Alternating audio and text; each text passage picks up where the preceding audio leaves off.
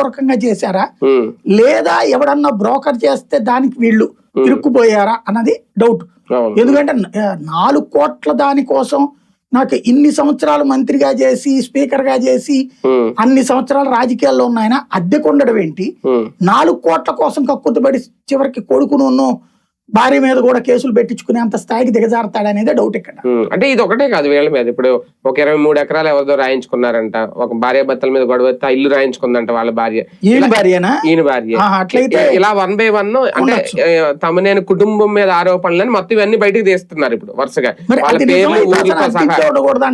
అదే కదా, ఈ పాటి కోట్లు సంపాదించుకుని ఉండాలి, ఇలా పారిపోయేంత భయపడే స్థితి ఉండకూడదు.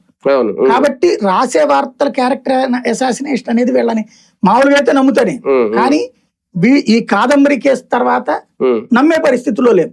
అవును అది. కానీ ఒకటే అంటే ఈయననే కాదు, జగన్ టైంలో అధికారంలో ఉన్నప్పుడు ఇలాంటి జరిగితే తెలీదా, లేదంటే అధికారంలో ఉన్నారు కాబట్టి పట్టించుకోరా? ఇప్పుడు ఏమైనా చర్యలు ఉంటాయి? ఇప్పుడైనా ఇప్పుడు చేస్తున్నాయి కనబడుతుంది, కానీ ఇప్పుడు బయటికి రావు. ఇప్పుడు టీడీపీ వాళ్ళు ఇప్పుడు కొన్ని బయటికి ఇప్పుడు కూడా వస్తున్నాయి. ఇప్పుడు ఇల్లు లాక్కుంటున్నారని, తలకాయలు బాల కొడుతున్నారని, చంపేస్తున్నారని రాయించుకున్నాను ఇప్పుడు కూడా వస్తున్నాయి కదా కేసులు. అప్పుడు కూడా కొన్ని వచ్చినాయి.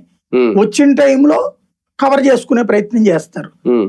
ఒకటేంటంటే మన రాష్ట్రంలో ఒక రాజకీయ నాయకులకి ఎలాంటి అహంకారం వచ్చిందంటే